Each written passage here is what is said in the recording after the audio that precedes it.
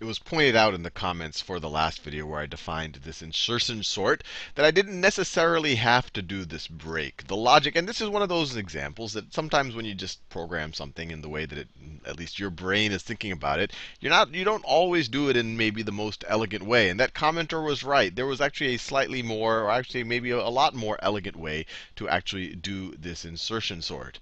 So over here, if we go into the while loop, I have this while loop happening while I is greater than or equal to 0. But then I want it essentially to break out of that while loop if our value of variable, if the variable value is not less than the ith element in list. So one way to do this, because really I'm just defining the parameters on when to do this while loop. Instead of doing this if if the value is less than the ith element, do this and otherwise break.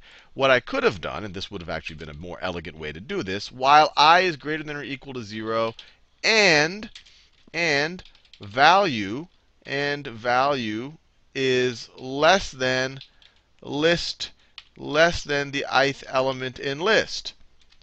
So now this is still the same as before, but now I know that value is less than the ith element of the list, so I will execute this code over here. So I know that this is going to be true.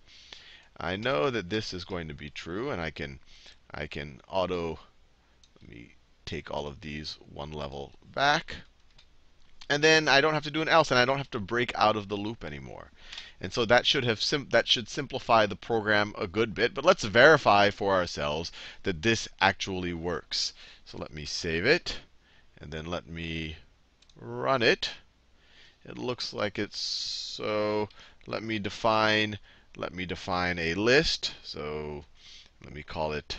I'll just call it C is equal to 1, 1, 5, 6, 7, 2, 4, 14, and 2. So let's just define that, and let's try our insertion sort. Insertion sort on C.